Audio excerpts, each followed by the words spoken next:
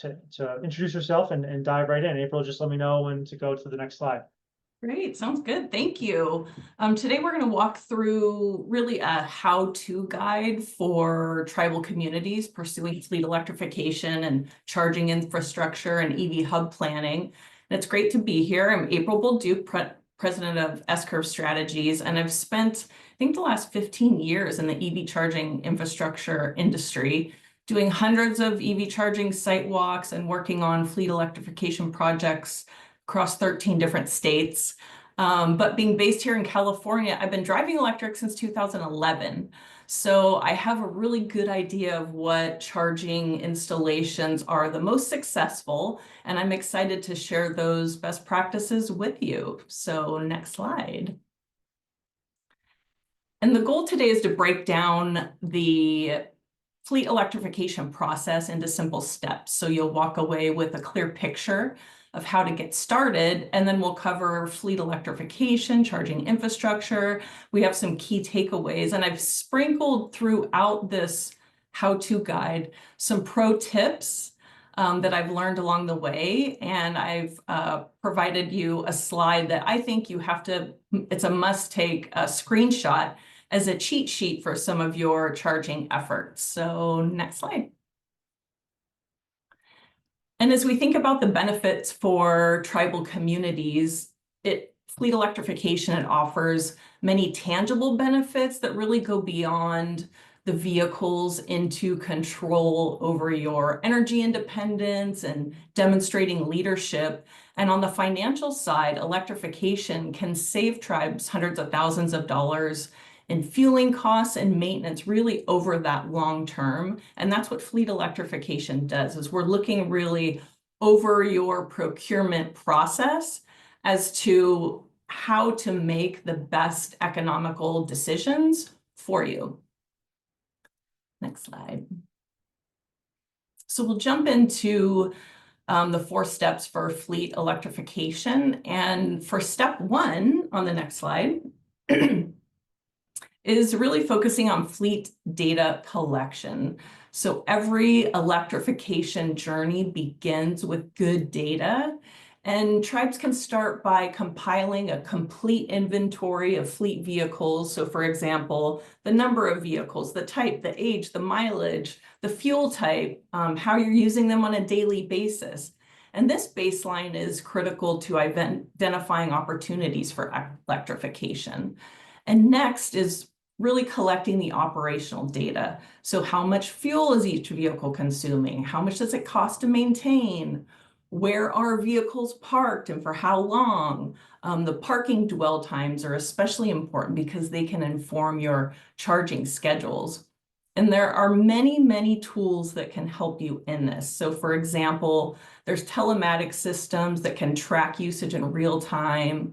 There's fleet management platforms. But I think, in my opinion, really the key takeaway here is even just this part on manual logs.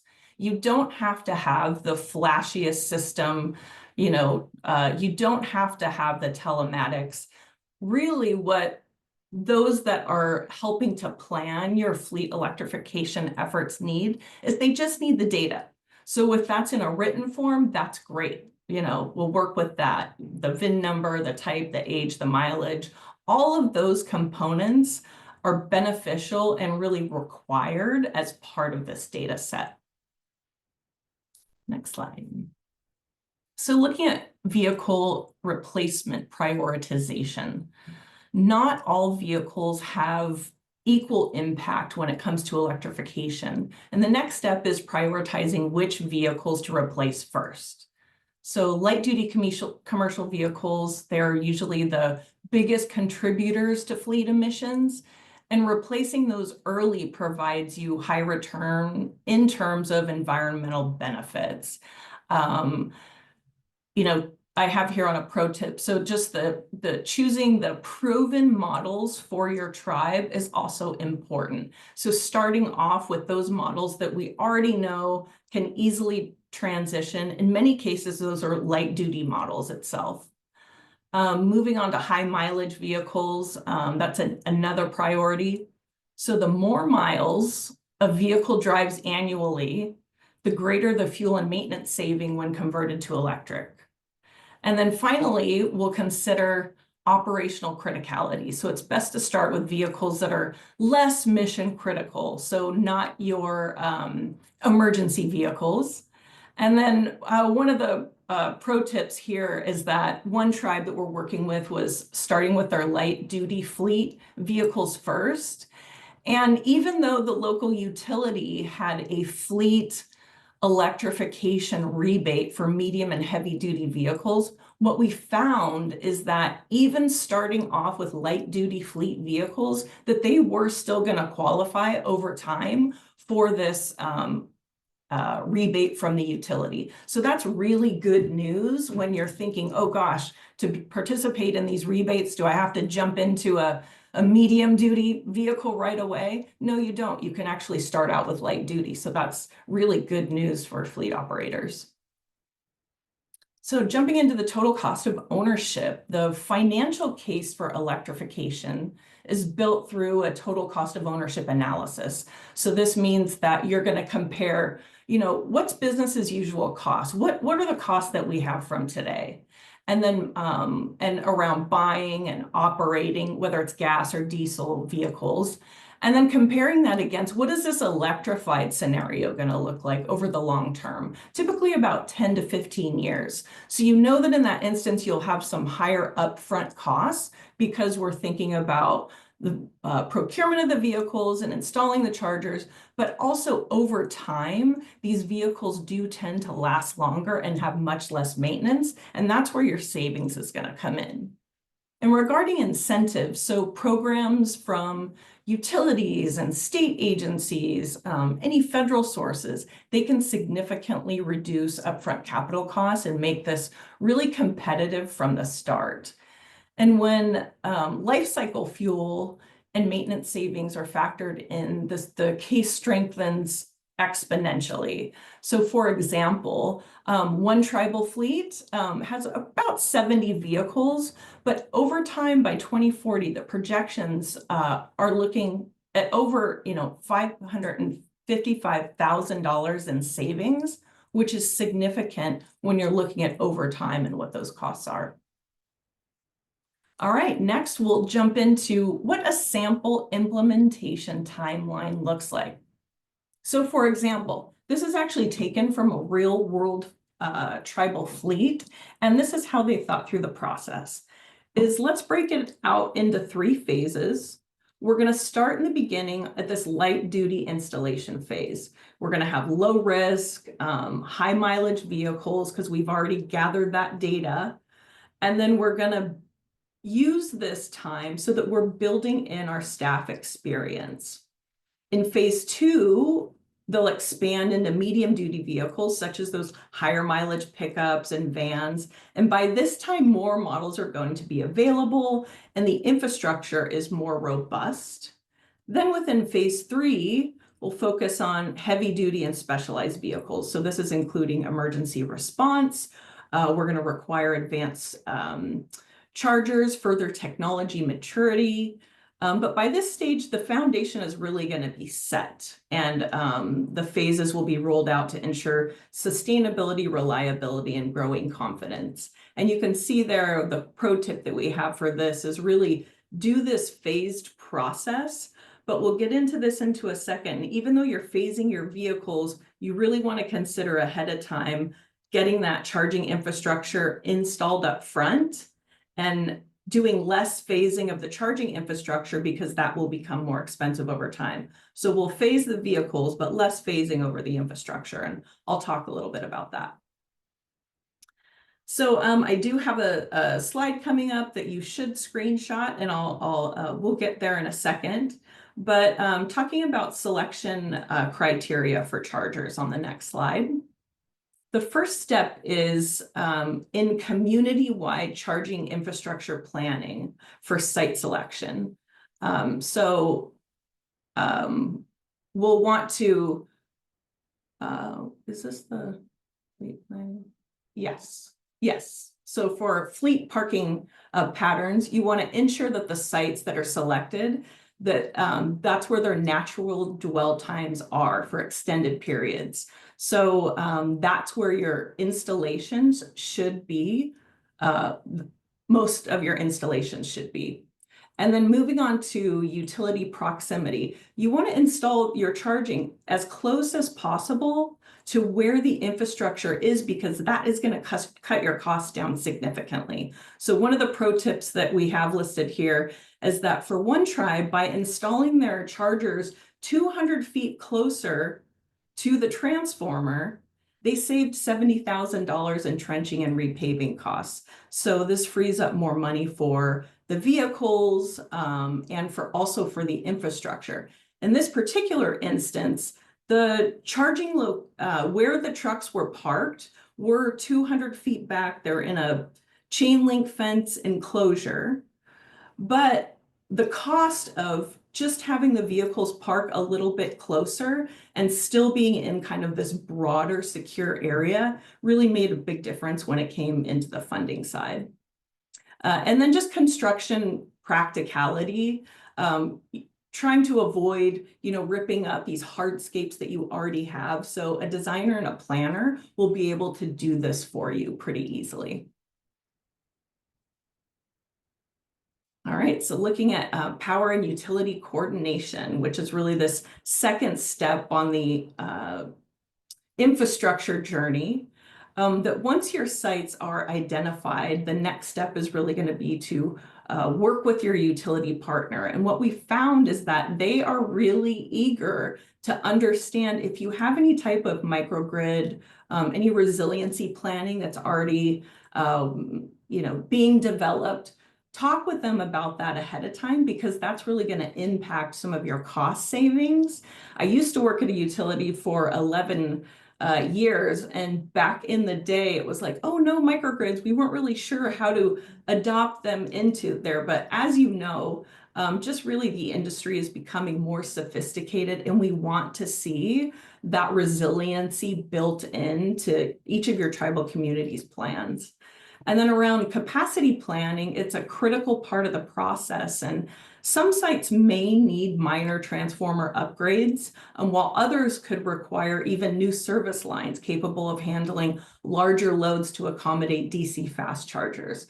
So another pro tip is contacting your utility as soon as you start considering how you're going to go about your installation, because they can give you a lot of information as far as leveraging other fleet projects that they've worked with to help you streamline your process, and really, I think most importantly, to help you feel like you're just not doing this alone. And then on code compliance, so there's many different codes that you'll want to follow just to ensure make sure that your designers are following these codes, especially when we're dealing with these high power infrastructure. All right, so moving on to future-proofing infrastructure. This third step in infrastructure planning is really key, because rather than building, piecemeal of your charging stations, installing a full electrical backbone early is what we have seen is best practices. And that means you're sizing your conduit, your switch gear, all that equipment that is going to be attached to your charging stations, that you're thinking ahead as to what is the total amount of build out that you've had.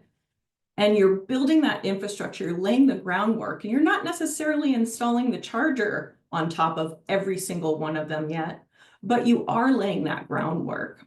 And one pro tip is consider the charging needs of the entire community. So is it just the fleet that's going to be using these chargers? Or maybe do you have some residents that are going to be using the chargers? Is there members that are going to be using the chargers? Is there multifamily area within your reservation? Is there public charging? Is there a casino? So as you can kind of start to think through, looking from that 30,000 foot level as to what your needs are really helps in the beginning determine what the needs are for the entire community. And then your charger deployment, as I mentioned, it can be phased. So you only need to install what's needed for the vehicles currently in service. So you want to lay the infrastructure for all of it, But if you're only installing the charging stations on top of the particular infrastructure that you've laid, that helps reduce your capital costs up front. And then future proofing also means designing for resilience. So integrating with microgrids, solar arrays, battery storage, provides you backup power and load management flexibility. And in one particular instance that I've seen is it's important to bring the right people to the table in the very beginning. So for example, a public works fleet team, maybe they're not working on the side where you're planning a microgrid. However, they are going to be the ones that are using the charging station. So you'll want to get those groups talking early on to see about that. All right, so when it comes to charging business models, this is the one that I think that you should screenshot, keep this in your back pocket, because this is really going to help you when it comes to understanding what types of charging models should you have. And I just wrapped up a 7-part training course for the County of LA and the California Energy Commission on best practices for EV charging site selection. And this really is one of these important key takeaways, is how to understand which EV charging financial model is best for you, because there's 4 main ways that you can structure your effort. So I put together this cheat sheet as a part of the training, and I think anyone who's considering it should understand really how these models work. I'm not going to go into this in detail because I know that you'll have that with you, but you can see across the top we have the business model, we have what it's best for, so kind of what budget it's best for, what staffing level that you have it's best for, and then also the advantages and disadvantages behind each of those models.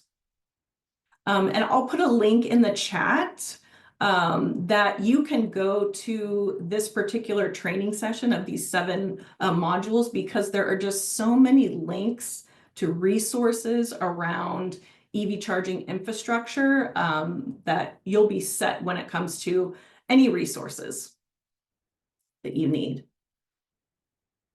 And then next one. And this is really something I think that is exciting for any tribal community that's looking to generate revenue in a really interesting way, is around fleet EV charging hubs. So this provides you a way to partner in your community with fleets that are traveling near your reservation. If you have a piece of land that is located near kind of a higher trafficked area that can partner with fleets, this is really a good way to do those public-private partnerships where you can have fleets come and charge at your location. Because as we see fleets adopting transportation electrification over the years, they are going to need these charging hubs and locations where they can stop for a charge. And then what that does for you is it's really an economic driver. So it creates local jobs, it's procurement and contracting opportunities, and circulating investment within the community. So these broader benefits really help make the hubs a strategic community asset and not just a fleet solution. So lastly, just some of the key takeaways for this is following this step-by-step process and using the structured evaluation, infrastructure planning, and hub development to ensure success. And then funding opportunities exist today that make these projects affordable. And you can quickly capture the limited, rebates, vouchers, and grants that are available. And then just most importantly, that electrification supports your tribe's fleet transition efforts and clean air, energy dependence, and new economic opportunities. That really strengthens the communities while setting a powerful example of leadership and sustainability. And the last slide. And that's it for me. If you have any questions, I'll be happy to answer those. You can always shoot me an email, and thank you so much for having me. Thank you so much, April. I really appreciate it. Very, very informative. I'm going to now turn it over to Felicia. Hi, good morning, everybody. Can you hear me? Okay, You're good. awesome. So my name is Felicia Lucas, and I'm the Deputy Director of Tribal Affairs at CalSTART. And I'm just going to briefly talk about some of the programs and resources we have to offer as a clean transportation nonprofit. So just a little bit of background on CalSTART. We've been around since 1992, working in the space, believe it or not. And when I started here back in 2020, we were just about like a 50-person organization, and we've since grown to over 200 people in the last couple of years. So this growth, I think, can really be attributed to our unique ecosystem of offerings and our ability to forge and maintain relationships across our 5 key areas of focus. So the first one that you'll see here is demonstration and development. So really think like pilot projects and new technologies that may be in the nascent stages. We really do help bring those new technologies to market. And moving down the line to the next one. Oh, go back 1 slide, sorry, thanks. And then the next one here is data assessment and validation. So data, as many of you know, is very important for various reasons, as it helps us to make the most informed decisions for siting, say, an EV charging project, selecting the best zero emission vehicles that really help optimize time and routes for fleet owners and operators. And data really does help tell a story that then really essentially brings it to life. And then building on that data, that then leads me to my third bullet point here, which is market acceleration of technologies. And that, again, a little bit touches more on pilot projects and incentive programs, and the success of the Clean Truck and Bus Voucher Incentive Project, which CalSTART has administered since 2010, just AKA HVIP. It's really led to other successful incentive programs outside of California, in states like New York, Massachusetts, and more recently in Washington. And then all these technological advancements and voucher programs are really not successful without the policy piece, since that really does help bind it all together. And a key component of that is getting funding and legislature support to really keep our mission going. And our policy team is a small and mighty one, but they really do help us keep apprised of state, federal, and regional policy. And finally, our over 200 members span utilities, electric vehicle service providers, cities, national labs, engineering firms, battery and vehicle manufacturers, and microgrid providers. And that really helps guide the direction of the market, as they're the ones who really live and breathe the industry every day. So leveraging their expertise has really helped make our organization stronger, and really has allowed us to give a lot of insight into this industry. Next slide, please. Now getting into some of the programs that we administer, which is why I'm sure most of you are here today. So the first one is Communities in Charge, which is for level 2 charging. The current funding wave is open, but it is particularly focused on multi-dwelling housing projects this time around. And the good news here, though, is that tribes are eligible for an additional plus up for a charging port. This has actually been one of the most popular programs for tribes as of 2024. So last year, this program funded 19 different charging projects on tribal lands, and that equated to over $3 million. So that's pretty cool. And the sister program to Communities in Charge is Energize, except for that it's specifically for medium and heavy duty DC fast charging infrastructure. It works similar to Communities in Charge in that it's a cost style reimbursement program, with up to 100% of eligible costs getting covered or reimbursed. Which when I first heard that they made that change, I thought it was too good to be true, but no, it's a real thing. It's 100% of eligible costs. And the funding is currently closed for traditional Energize, and will likely open up again this fall. But I'll touch on it real quickly since Josh mentioned it. The transit set aside, that is still currently available, and that is if you have an electric vehicle, medium and heavy duty, you can apply to the transit set aside option and Energize. and that's still currently open. The next one here is CORE, and that funds off-road equipment. So think like tractors, construction equipment, off-grid charging solutions, and believe it or not, harbor crafts. So we had a ride and drive in Anaheim a couple months back, and there was an electric boat there on full display, which was pretty cool. And CORE is currently open for applications. And then finally, on the HVIP is our longest running program since 2010 for clean, medium, and heavy duty vehicles. This program has funded over 10,000 vehicles across California, with many of them being deployed in historically marginalized communities. And this funding wave is currently closed, but it will likely open up again later this year. Next slide, please.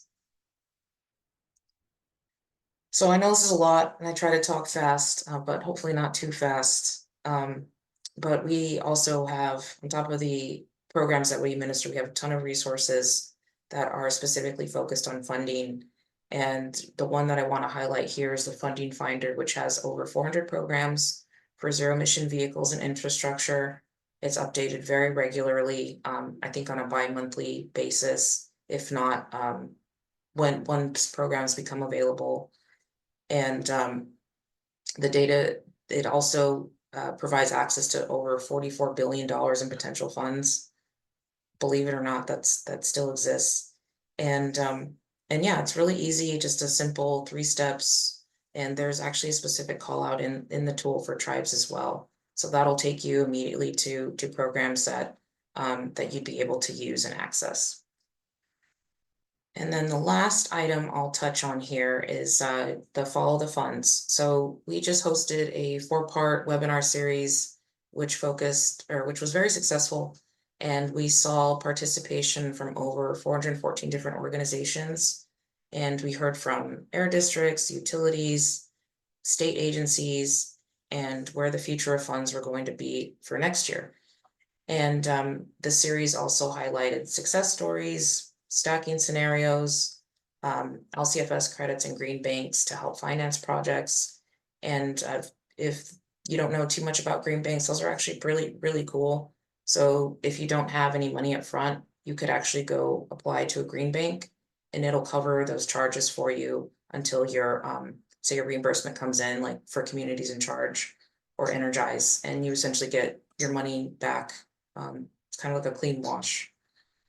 And the link to these recordings can be found on our Vimeo account.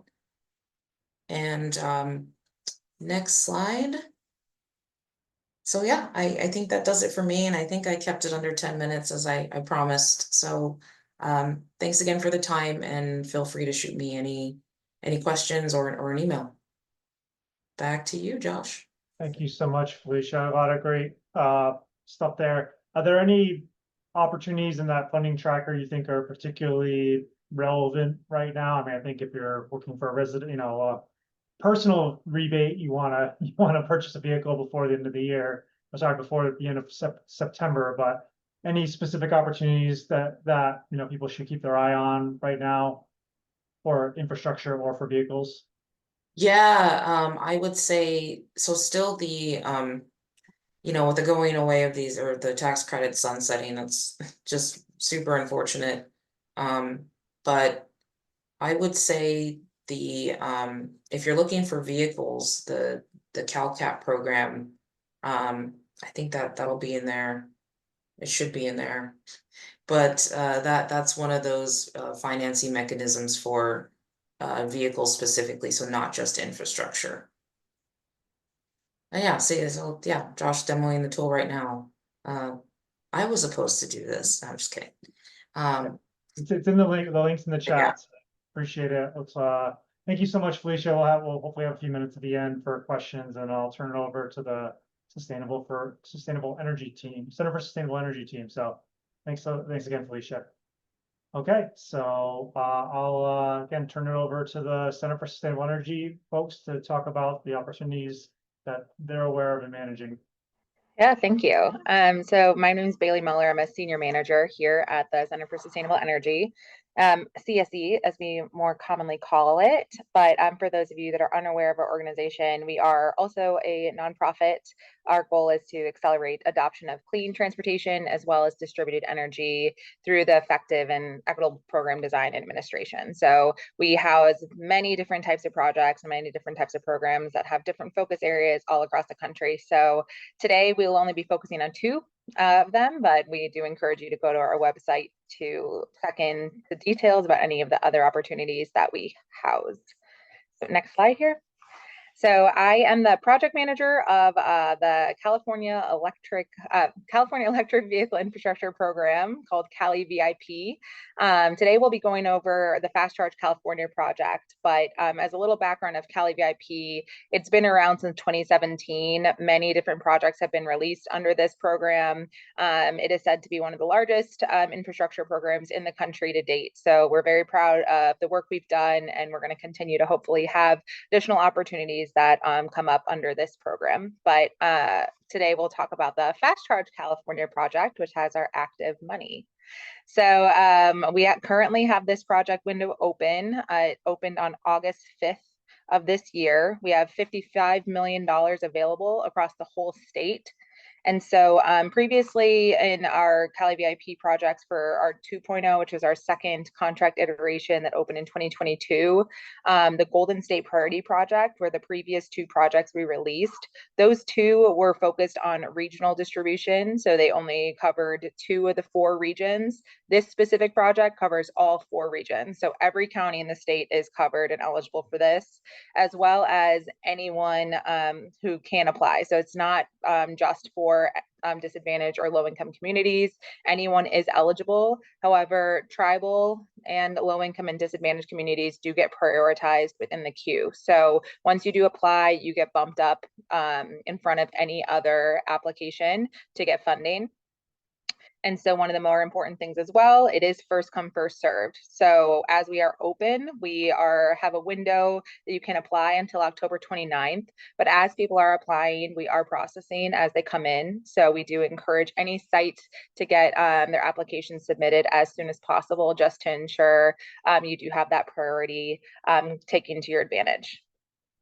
For this particular project, we only cover high power DC fast chargers. So we do have a minimum power requirement of 150 kilowatt or above. With that, you get one certain rebate for 150 kilowatt. And then if you go above 250 kilowatt for that charger, you get a different higher rebate. So that's how we structure that differential. But in order to become eligible, you do have to just make that minimum power requirement. We accept both CCS as well as the J3400 connectors for eligible connectors for this project.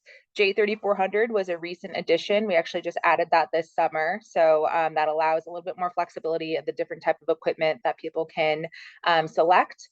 And we did up the eligible costs to be up to 100% of eligible costs can be covered per port for the incentive cap. One important thing that is probably the hardest part about Fast Charge California project is our ready to build requirement. For this, we do require each site to kind of have some work and some vesting in the project before you apply. So you must have an issued permit as well as a final utility service design in hand in order to be eligible to apply for this. So if you have any sites that you're interested in, that's something that you should start to talk about getting those requirements started now. Depending on the utility, some of those processes could take a few weeks to a few months to get approved. So that's probably the thing that requires the first steps for each site to get working before they can apply for funding. And then because the J3400 connectors were a new requirement, we still are requiring each site to be minimum 50% CCS of that other connector style. So if you have any questions on that, we have a technical advisory team that can talk through the semantics of that kind of technical talk.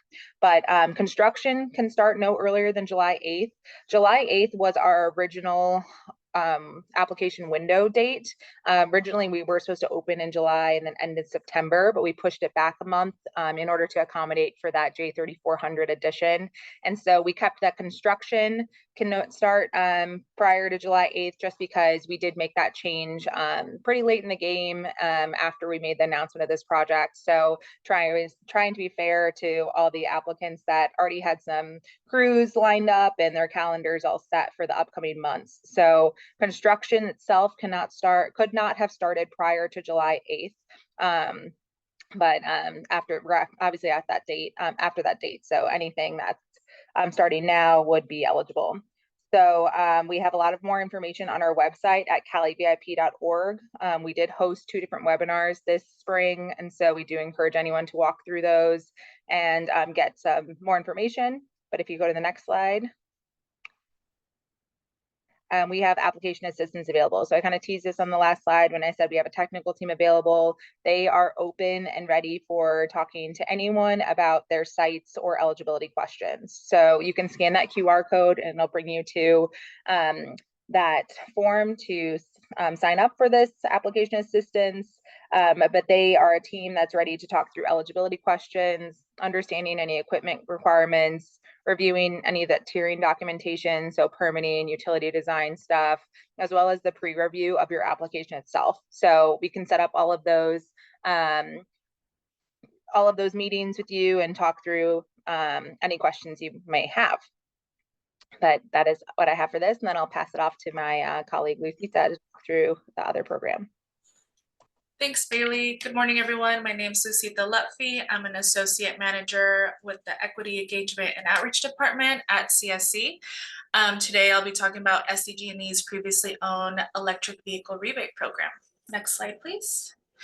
Alrighty, so this program provides a rebate when you purchase or lease a previously owned electric vehicle.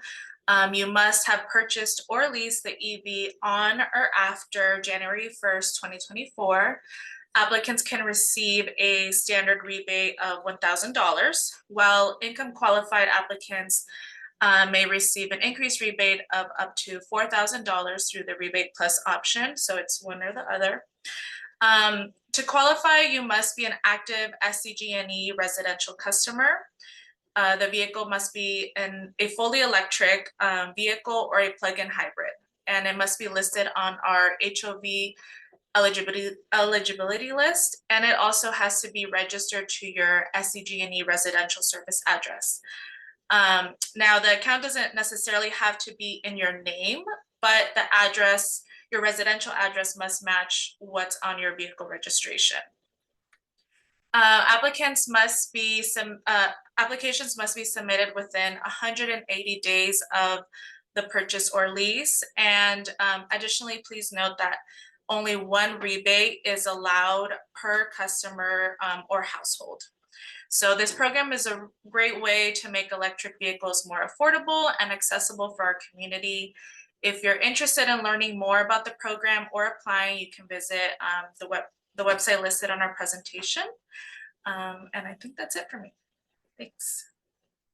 Awesome. Thank you so much. I really appreciate all the great presentations. So we have a few minutes for questions. If you want to put them in the chat or raise your hand. I do want to, one question for Bailey, knowing it's an active program where we're supporting one tribe and pursuing the Fast Charge California rebates right now. Is there a way to track how much of the funding is available and left, and SGIP has it where you can check on a daily basis or a weekly basis at least and see how much has been drawn down?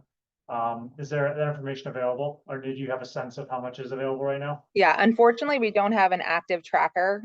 We'll be tracking the kind of live view of application status once the window is closed on where people are, if they're reserved, if they're paid and all that. But with the existing available funds, we do not have that as a tracker, but At the beginning of this week, we had approximately $14 million reserved thus far. So that leaves the remaining approximately 40 million available. But as I mentioned, it is first come, first serve, and we are processing applications as they come in. So depending on how many big applications come in, small applications come in, and eligible applications, the number can change very quickly. So we do have a buffer of available funds still. And so don't be discouraged from applying. We do have a wait list as well that we'll have for approximately 6 months after the application window closes. So anyone, if we do run out of funds, if they are eligible and they apply before October 29th, they can get put on this wait list. And if there's any cancellations within the next 6 months, they can get infilled for that. So if you have any ready site, we do encourage you to apply regardless. Great. We have one question from anybody before I think the other room is going to kind of join us. Serena, are you managing that? Any questions for any of our speakers?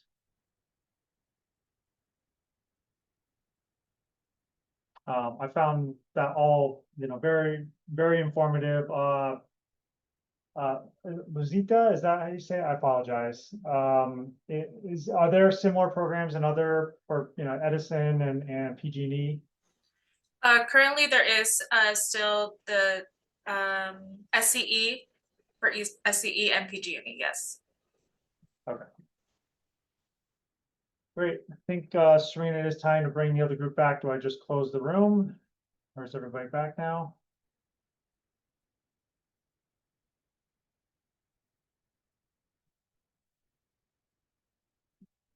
All right, I'm going to.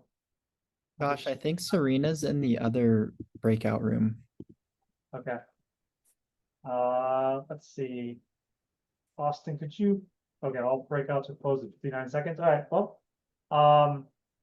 yeah, so I guess in terms of actually staying up to date on how much funding is available, Bailey, like can we contact you to kind of get updates on that?